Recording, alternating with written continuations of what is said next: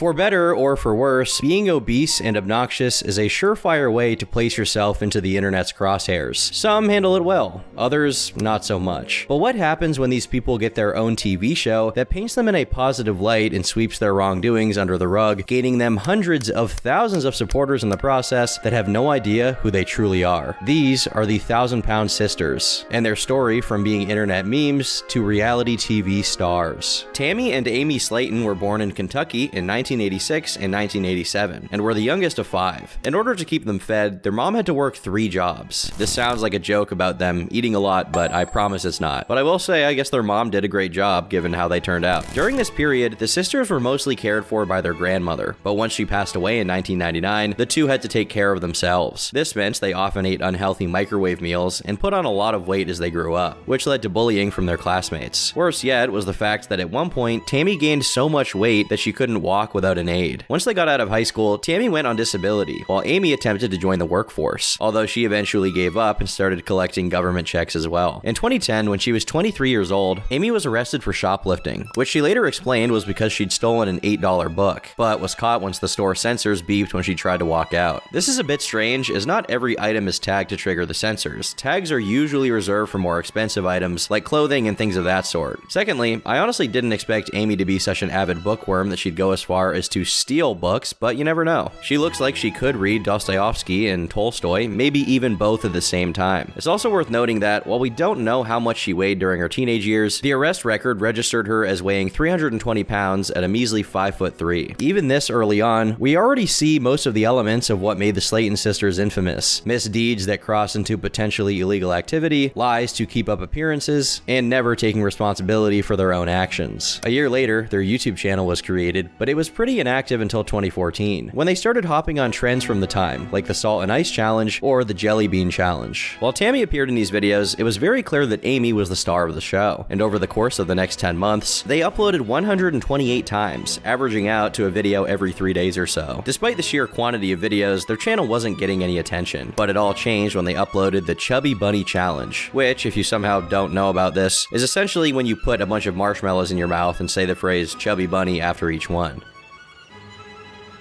Chubby Bunny.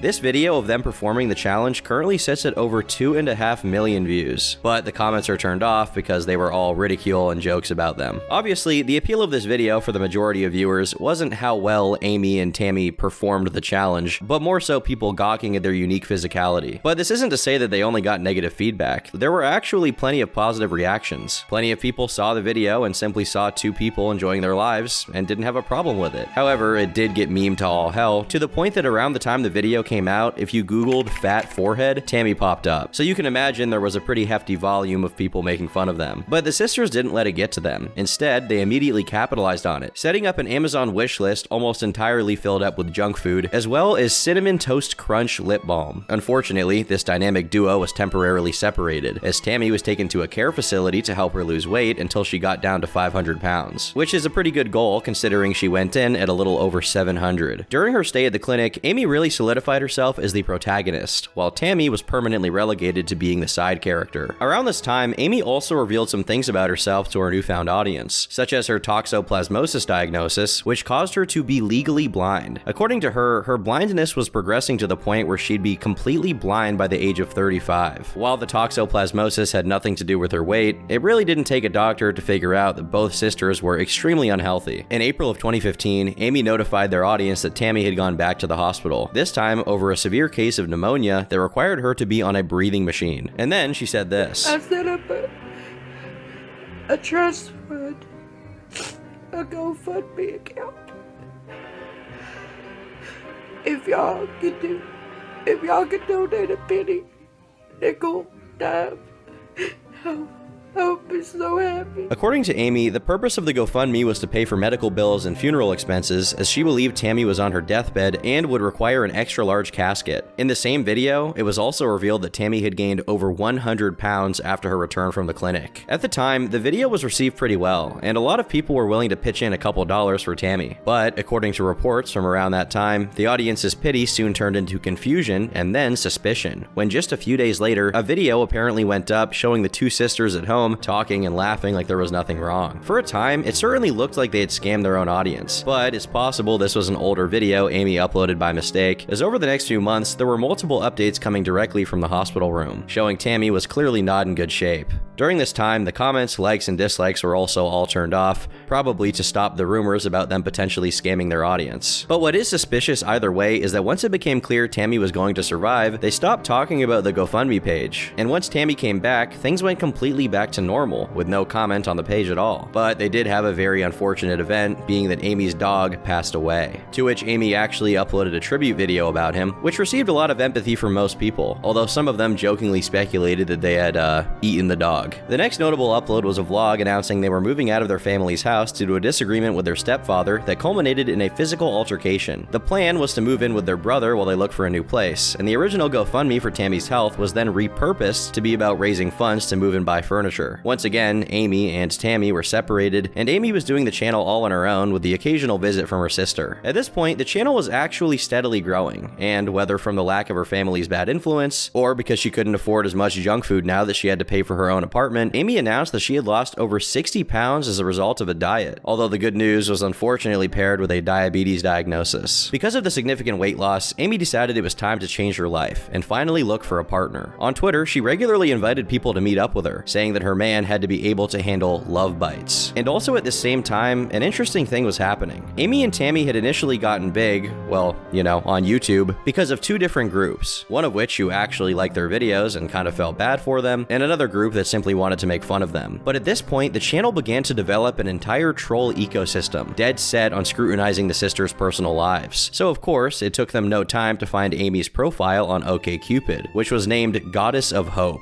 In her extensive bio, she described herself as a sexy, wild, and fun girl, looking for a long-term relationship with either a redneck, a thug, or a gothic boy between the ages of 27 and 35. Basically, her ideal partner was King Cobra if he came from a hood in the Appalachian Mountains. Imagine their kids. To further her love quest, she posted some pretty suggestive photos on Facebook, and while a lot of people were supportive, her own sister called her out, accusing her of looking like a streetwalker, which actually seems to be a running theme in Tammy's comments, as she often speculates that her sister works with glitter on, as well as other euphemisms about her being a hooker. Regardless of what anyone thought about her appearance, Amy was expecting some serious action, and even talked about how she carried condoms in her purse, just in case. And eventually, she did find her man, announcing on Facebook that her new boyfriend Alex gave really good foot rubs and brought balance to her world. But a week later, she was single again, claiming he stopped answering her phone calls, but would pick up if she called from another person's phone, meaning he had probably blocked her number. Despite the love life not being so successful, the YouTube channel was hitting new milestones, as she uploaded a video titled The Power of Makeup, which went on to become her most viewed video at almost 8 million views. Funnily enough, the video is just a sped up recording of her putting makeup on one half of her face, and 1/3 of the video doesn't even have audio. Again, the audience here was mixed. While a lot of the commenters are saying body positive things about how she looked great either way, plenty of people were also saying that the makeup made no difference. However, today you won't find any negative comments, as Amy personally curated the comment section to remove any trolls or meanness. The good news is that the makeup was apparently good enough to get her another date, although this also went awry as her man got drunk and angry on the first date and left her at the motel room. So I guess in a way it wasn't that much of a failure if they made it that far. The man she went on a date with actually came out to defend himself on Facebook, saying the reason he left was because Amy kept biting him and telling him that she loved him, neither of which were reciprocated or enjoyed. In response, Amy claimed that the man was poorly endowed, to which a friend of his replied saying, "You wasn't talking like that last night. When we came to get him, you was crying, wanting him to stay after you bit him all over his upper body. You psycho, fat-ass, Twinkie-eating bitch." Amy went on to make a video about the incident, reframing the bites as attempted hickeys, and then doxing the man in her comment section. Additionally, the guy in question was revealed to be 19 years old, which became relevant once a family member of his took to their comments to allege that she bought him alcohol and left out the fact that she'd previously contracted an STD, both of which are not good things to do to anyone.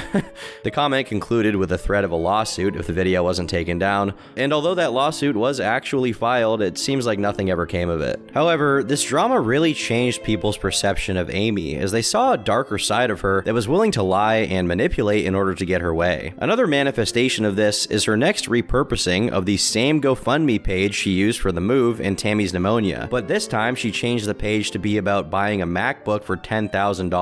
MacBooks don't cost 10 grand, and it's pretty unclear how that would even improve her videos, since every video she'd made up until that point was simply a video recording of her talking. As people began wondering what all of that money was really going to, she announced that she'd bought a new van, and for some, this pretty much confirmed that she was scamming her fans. It definitely didn't help that in response to these claims, she deleted the GoFundMe page along with every video that mentioned it, and after that, someone who claimed to have known both sisters personally posted about her, saying that he worked with Amy in a call center. This user also shared some interesting details about Amy, such as her either outright refusing to eat anything or eating very little at work. However, when she was at home, she and Tammy ate the equivalent of 2 weeks of groceries in one sitting. That is, whenever the sisters weren't throwing temper tantrums and fighting with each other. He also added that while Amy was very self-aware that she had a problem, Tammy was not. If anything, she thought she looked better than other people. Regardless, both sisters were also described as stinking of body odor and fecal matter, with Tammy having an additional sickly sweet odor, which is just, great. Lastly, this user claimed that while Amy was just smart enough to get through high school, Tammy had an IQ of 78, which made her just 8 points shy of being considered disabled. Coincidentally, she also happened to say the N-word a lot, openly opposed interracial dating, and accused the poster in question of being gay for not wanting to bang her. While there's no evidence that this user was telling the truth, these claims are so funny that I kind of hope they are. But a lot less funny than that is Amy's next bit of online controversy. In a video titled My Bite Marks, she told a story about how her brother's dog bit her arm after she left him in a camper for about a half hour. The dog was then taken to a facility to be observed for 14 days, during which they'd ascertain whether the dog could be reintegrated into another family or had to be put down. With the audience now aware that Amy liked to lie to make herself look better, people grew pretty suspicious that she told a heavily biased version of this story. One commenter went as far as to figure out where the dog had been put, only to figure out that the German Shepherd was extremely well behaved and very likely to be adopted because he showed no signs of aggression, a sign that Amy was probably the reason for the dog acting out in that way. And potentially she was lying about her story. A couple days later, she uploaded a video showing the inside of her camper before she was going to paint it. People quickly pointed out that there was no air conditioning or fans in the camper. Realizing that her piling controversies were reaching a fever pitch, Amy uploaded a video titled Honest Truth, in which she talked about the dog situation and the GoFundMe page. She first claimed that the dog was in an air-conditioned space and had water to drink, meaning the attack was not her fault whatsoever. Then, she claimed to have given all of the GoFundMe page's proceeds to her mother, who used it to pay bills while Tammy was in the hospital, although she didn't provide a single receipt, claiming her mom was looking for them. This was a GoFundMe page, so unless they paid the hospital by withdrawing all the money in cash, this should be as easy as producing a bank statement, so in all likelihood, Amy is lying here. While a lot of people recognize that Amy was not the sharpest tool in the shed, it was clear that whenever she was confronted about something she did that was shady, if not potentially illegal, like defrauding donors and claiming to not know where all the money went, she played up her stupidity, almost as if to get people to give up trying to wrangle her into giving a straightforward answer. Given that she's intelligent enough to set up a GoFundMe page and attach it to a payment processor, she's definitely capable of showing the processor's payment history and showing it to her audience. At the very least, she's definitely more capable of it than her elderly mother, who most likely can't even use a computer. The real issue is that she just does not want to do it, possibly because all that GoFundMe money was now conspicuously van-shaped, and she wasn't willing to sell it to refund the donors. She then argued that the idea of repurposing the page to ask for a MacBook was actually her friend's, and she promised to pay people back as long as they could provide proof of payment. Now, this video received a lot of backlash because Amy was blatantly blaming everyone else for her controversies. Commentary YouTuber Optimus estimated that she was definitely making money from YouTube at this point.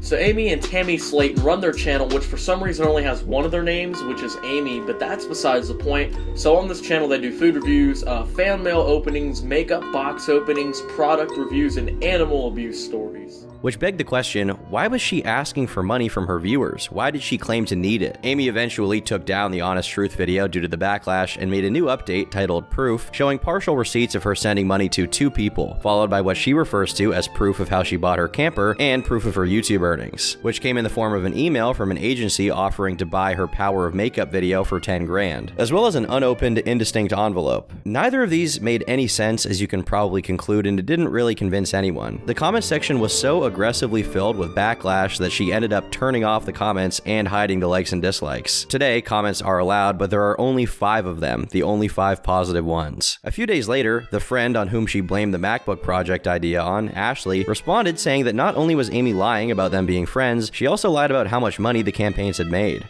Starting with the fact that in that video, you talked about me like I was your best friend. Like we're good ass friends. I'm not mad at you anymore. There's no drama involving the situation anymore. But honey, that is so incredibly far from the truth, because every single time I hear the words Amy Slaton get brought up anywhere, a deep burning rage builds up inside of me because of what you've done to not only me, but everyone else who felt bad for you and your family because of what you told us, saying that your sister was incredibly sick, on the edge of death, to the point where you made a GoFundMe for her casket, Amy.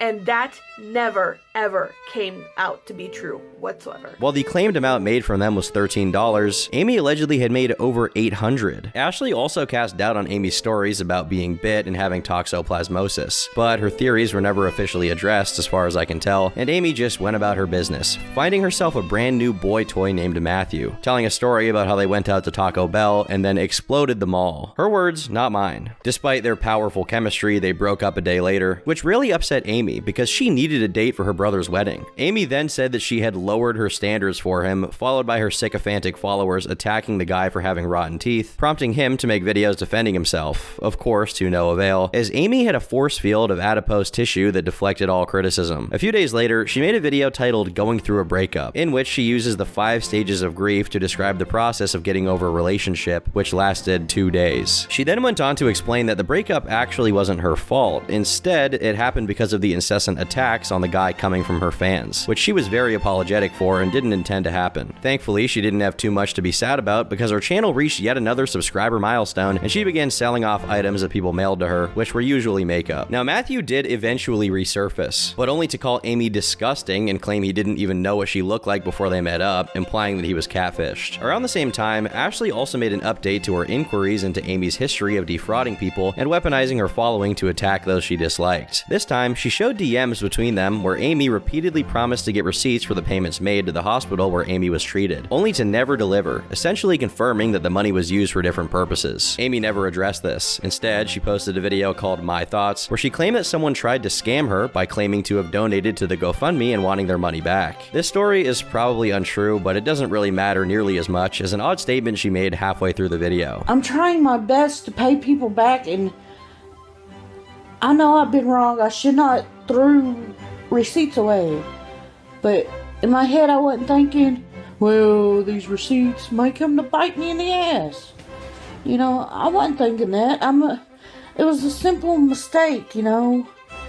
This is the first documented instance of Amy saying she herself threw the receipts away, when every other time she talked about it, she claimed her mother had them somewhere and she was looking for them. Unsurprisingly, the video did very little to change anyone's minds. In fact, if anything, it only reinforced the narrative that she had defrauded her donors and then lied about it. Right after that, she suddenly announced she would delete all of her social media accounts, only to walk it back immediately. So instead, she did the next best thing, censoring her comment section, making sure it was squeaky clean, while keeping her likes and dislikes disabled. Sadly for her, the views don't lie, and around this time, she rarely cracked 10,000 views, despite having a much larger follower base than a year prior. Keep in mind, her audience was originally composed of people who genuinely watched her for her makeup tutorials and vlogs, so they definitely didn't have a high bar and were not judgmental about the content they supported. What caused her drastic loss in viewership was the fact that no matter how many times she addressed the GoFundMe situation, or any of her controversies really, Amy completely refused to take accountability or provide evidence for her claims. Despite how tolerant her viewers were, they weren't so tolerant that they'd let her get away with it, at least not at this point in time. In a ploy to get her fans back, Amy finally reunited with Tammy on camera, marking the first time that the audience even saw Tammy in over a year. They then did a question and answer together to celebrate the channel's 65,000 subscriber milestone, and during it, it was pretty noticeable that Tammy didn't want to be there, almost as if Amy was recording the video against her wishes. The viewers also picked up on Tammy's snarky answers, concluding that the sisters probably didn't like each other that much anymore. Ultimately, the video was extremely awkward, and it didn't really work in getting back any of their fans. Instead, a couple of months later, Amy tried out live streaming, which turned out to be more of a challenge than she expected because she couldn't figure out how to press the start streaming button. But fortunately for us, she eventually found it, and although the stream hasn't been archived, we did find out that she once again found herself a new boyfriend. She called him David, and on the same day the stream went up, he also broke up with her. Teary-eyed, she released a video blaming her audience for harassing him, but the video was deleted shortly after, most likely due to the negative response response. She then released a follow-up titled "I'm sorry," explaining that she understood now that online harassment had nothing to do with it, but she still couldn't quite admit David broke up with her because of, well, her being her. Instead, she blamed his ex-girlfriend, I suppose to make herself feel better. A few days later, she went on a podcast with Stay Negative, where she attacked someone called Bunny Rabid, a YouTuber and a convicted sex worker, claiming that she had been running a long con on Amy and was behind the attempted scam. But about a week later, a channel called Flat Out Entertainment released a video on Amy that's since been deleted. He later revealed he had actually been contacted by Amy herself, who wasn't too fond of him using her name for views. Not only that, but she also asked him to cover the aforementioned Bunny Rabid, saying she was the one responsible for all of the controversies surrounding the GoFundMe. Flat Out Entertainment didn't take this very seriously since he was familiar with the situation and knew that Bunny had nothing to do with the GoFundMe scam. Perhaps realizing that pinning it all on Bunny wouldn't do the trick, Amy made a rant video about a girl who had been making videos on her.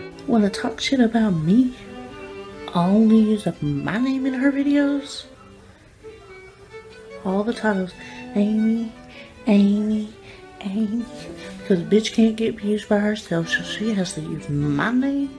While Amy never named this random attacker, we later found out it was someone named Trisha, who's going to become relevant later on, so just keep that name up there in your noggin. Around the same time, Amy also revealed that she'd been seeing someone for about a month. This someone was Michael, who unlike any of her other boyfriends, was very well acquainted with her, as the two knew each other since he was 13 and she was 8. According to her, they were dating during this period, had their first kiss with each other, and stayed together until she was 13 and he was 18. While they supposedly never had any intimate contact, she did say that she saw his, privates, which I hope was in a non-sexual context. As it turned out, Michael was quite a character in and of himself, having a criminal record for domestic violence. But during this period, she didn't upload too much, until she posted a boyfriend and girlfriend tag with him, with the two seeming happy being together at the time. This wasn't the only fad Amy hopped on though, as in the same month, she released a video where she read hate comments, during which someone brought up the fact that her boyfriend had been convicted of domestic violence. More like, my ex just punched me in the face, look.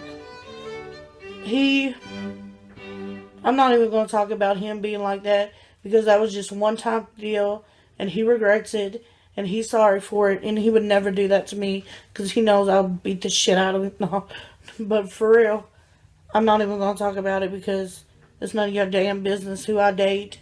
And finally, the accusations about the makeup people got enough traction that she decided to make a video to deny it. I guess she forgot that she publicly offered it on Facebook, but you know what, you can't blame a gal for trying to make an extra buck on the side. She did eventually address this, claiming that she only talked about selling it but had no intention of actually doing it, which is about as good of an excuse as EDP's cupcake story. Amy then announced she's got a big bag of makeup that she'll donate to a women's shelter, in her desire to spread the joy around. The last relevant part of this video is Amy profusely apologizing to someone named Kimber, and alluding to her stepfather being sick, which was very confusing for a lot of viewers who had no idea who Kimber was, or the context of any of this. It turns out that Kimber was another small YouTuber who was planning to collab with Amy, but after spending $3,000 buying makeup, jewelry, hair dye, wigs, and traveling to where Amy lived, Kimber made the mistake of asking Amy for $50, which prompted her to have a breakdown and say she had no money. After that, the collab went downhill, as after spending all of that money and traveling 10 hours, Kimber was supposed to be met by Amy at a hotel,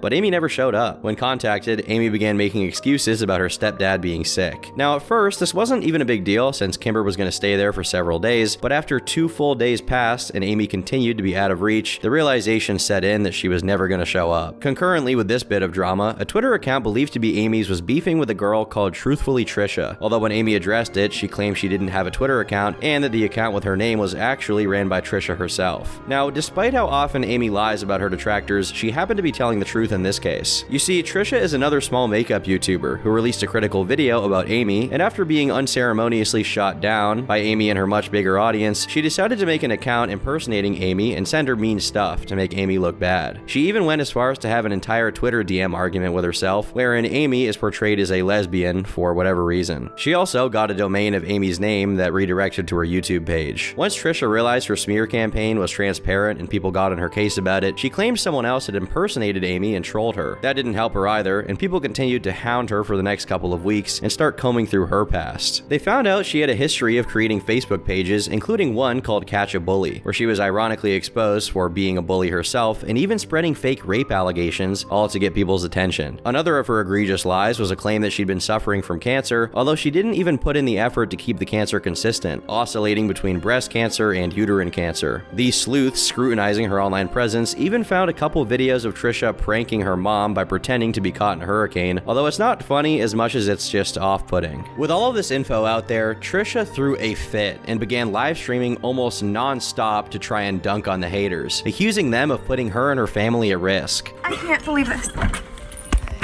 Someone just ordered a pizza while I'm having an anaphylactic reaction to black pepper. No, I didn't order this. You didn't order this? Please go away. No. Okay. I'm waiting for the ambulance. Yes, ma'am. My husband. Unlike Amy, who is dumb, manipulative, but ultimately a normal person, Trisha seemed to be genuinely unhinged to a clinical degree. Amy was understandably freaked out by the situation and made a video about it, explaining how Trisha was stalking her and everyone she knew, and even made a fake dating profile using information from a friend of hers to try and break up his marriage. In the video, she also threatened legal action against Trisha, and a few days later, an outside source confirmed Amy was indeed looking into hiring a pro bono lawyer, which is a lawyer that essentially works for free until they win. After that, a cease and desist letter was sent to Trisha, which isn't really a cease and desist, as people quickly noticed it was a direct rip of an internet template of a cease and desist letter, including brackets in the text that should have been replaced. But the days after the letter was sent were marked by silence from Amy's end, and when she did come back, she was extremely paranoid and having panic attacks over cars driving past her house that she thought were recording her. At this point, she had gotten over Trisha's antics and instead was just generally paranoid. Meanwhile, Trisha was getting increasingly psychotic, streaming constantly and losing her mind to the point that she actually got invited onto Dr. Phil. Memorial Day of 2017, I was live streaming and I had a breakdown. John was visiting his family in Atlanta, so I live streamed for over 8 hours straight. There was a moment where I smeared fake blood on me. It reminded me of the part of me that died when I was raped as a young girl. Sadly for her, the attention didn't last nearly as long as the insanity, as she fell back into obscurity. Today, she does OnlyFans, and based on her begging for money in some of the posts, I'm not so sure it's going well. As for Amy, things went back to normal. She attempted to branch out with her content and made an Outlast Let's Play, in which she recorded her TV with the same camera she used to film her videos. But what's more important about this period is that she moved in with Michael, which meant that he would now randomly appear in a bunch of videos from that point onward, either as a proper guest or just awkwardly sitting in the background as if he was already in the room when Amy barged in and started recording. One strange thing people noticed was that after she moved in with him, the uploads became a lot more infrequent, as she often went on multiple week-long hiatuses, which was very unusual for her. She would typically upload almost every day. Based on the way they interacted with each other, a lot of the fans speculated Amy was secretly unhappy with the relationship, with some going as far as to suggest that he was doing something horrible to her. However, there was no proof of any bad behavior, and Amy certainly wasn't giving any hints that her and Michael were at odds, as she basically praised him as Jesus every time his name came up. And eventually, Michael took up her hobby, streaming himself on his YouTube channel, which Amy proceeded to shout out and promote. Although the lack of uploads from her was concerning, it wasn't so concerning that people continued to pay attention, and during this period, they lost a lot of viewers. At one point, she did come back to try and explain her near-total absence from YouTube, clarifying she was away due to a family situation that she didn't want to get into. But no, I'm not dead. No, nobody died. No, me and Michael are more in love than we ever have been. If I was in an abusive relationship, I got a head on my shoulders to say, get the fuck out of there.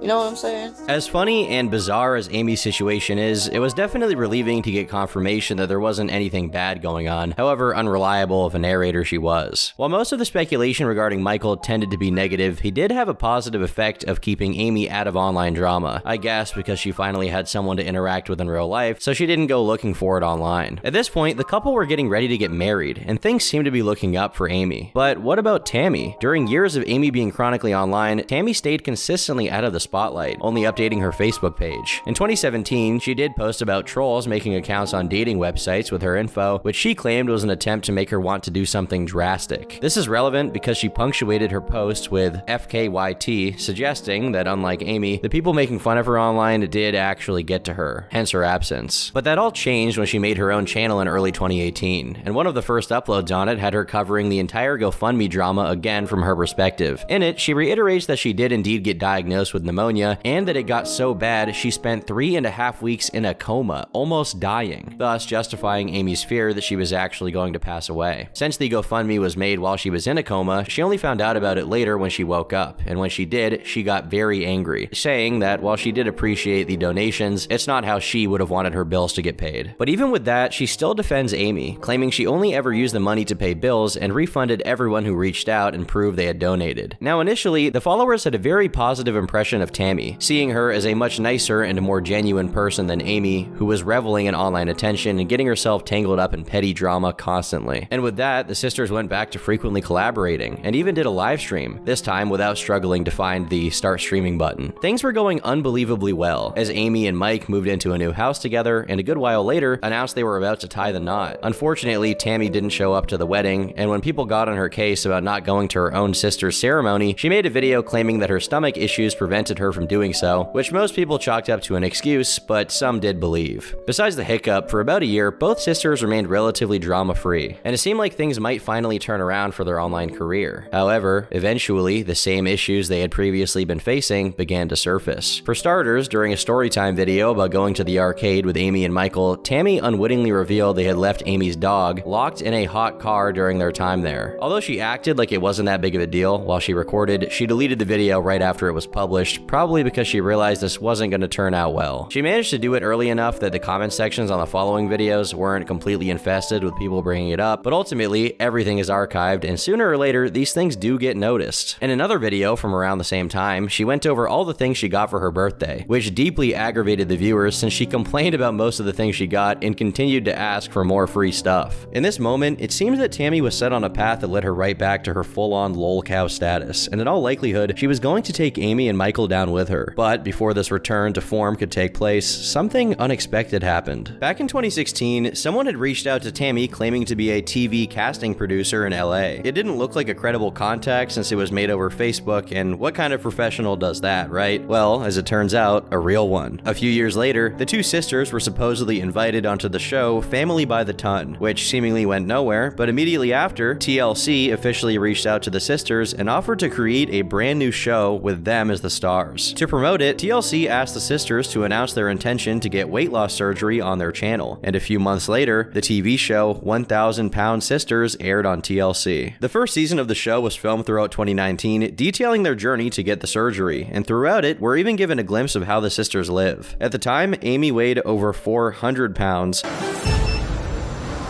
406. while Tammy was just over 600. 605. While Amy could still get around and live as a relatively normal person, Tammy had to rely on everyone else to do even basic tasks. In a way, the show worked to completely reverse the roles that the sisters had been placed into prior. Now, Amy was seen as the likable and relatable one, as surprisingly, she was a much more charismatic person when she wasn't trying to make content for YouTube. Additionally, she seemed to put in some genuine effort to losing weight, exercising, and maintaining a halfway decent diet for someone her size. On the other hand, Tammy fully embraced a victim mentality, being completely uncooperative with the weight loss efforts and feeling sorry for herself all the time. Come on, Tam Tam. Who? I don't know that person. Shut up and do it. Just do it. Interestingly, Amy's husband Michael also got a serious makeover by the show, previously seen by the fans as potentially abusive. But through the episodes, he can be seen being very supportive of both sisters, who, by the way, were both living with him at this point due to a health scare earlier that year. While this was odd and unexpected, the show didn't just paint Michael in that light arbitrarily. You could actually see him being of help to them, and you can't really fake that. But Michael isn't the only partner of theirs we get to see, as despite not being able to walk or even sit in a car due to how big she was, Tammy had somehow managed to get herself a boyfriend named Jerry. He was first mentioned on her YouTube channel, and in the show, he appears while the sisters are in Georgia, and soon after, he has a romantic encounter with Tammy on the show. Jerry came and see me last night, all the way from North Carolina. I was like so shocked. I was super nervous. Got some hickeys. But he's only properly introduced in the following season, as the first season focuses on the core members of the family. Due to her efforts, Amy quickly managed to lose enough weight to qualify for the weight reduction surgery, but Tammy did not. When I met Tammy, she was at 608 pounds. I gave her a goal of 58-pound weight loss. but she's only lost 21. It seemed to motivate Tammy, as by the end of the first season, and about 2 months after Amy's surgery, she finally got under 600 pounds, 10 pounds away from being ready to get her operation. When I started this journey, I weighed 608 pounds. But now, I made it down to 559. It feels great to be this close. But things got a lot more dramatic in the show's second season, which took place during the height of the pandemic. With the sisters now stuck inside their house, Tammy went into a depression and put all of the weight back on. Are you on there? All right.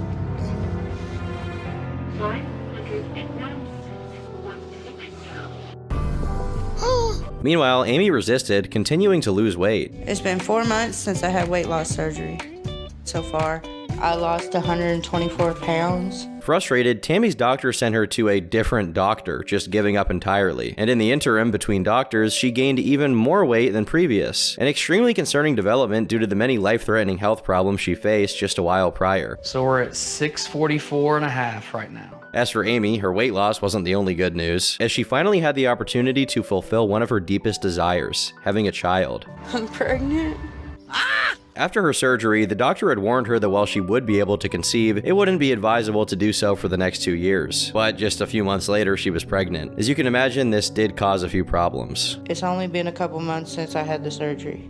And Dr. Proctor told me not to get pregnant for 2 years. But she went through with it regardless. Although the child had to be born through a C-section and was slightly underweight, the baby was still healthy. It was around this time that Tammy once again contracted pneumonia, this time as a consequence of COVID, but despite her being ill, she put on another 20 pounds, which is strange because people with these illnesses typically lose weight. It's not explicitly stated anywhere in the show, probably because it's too freaky even for TLC, but her continuous weight gain was actually a consequence of her boyfriend Jerry's feeder fetish. If you don't know what that is, consider yourself blessed and not as terminally internet poisoned as I am, I guess. Basically, it's when someone gets off on literally pushing someone to eat their way through obesity and into an early grave, actively lavishing in how debilitating all of it is. Very fortunately for Tammy, right as her obesity reached a peak and a rift began to form between her and her sister, she was sent to rehab. Hey guys, I had given thought and I decided to go into a nursing rehab situation. What's not so fortunate about this is it didn't happen because Tammy realized how disgusting Jerry's interest was. As a matter of fact, if it was up to her, she was gonna stay with him. In reality, it's because Jerry felt guilt due to the fact that while dating Tammy, he was married to the mother of his 7 children and was actively cheating on her on national TV. If you're wondering, yes, Tammy knew the entire time. The extra 20 pounds Tammy put on right before going into rehab went away, as she lost 60 during her time there, but left the program early to try and lose weight on her own outside of the facility. Ow! Remember what I told you. Just keep saying no.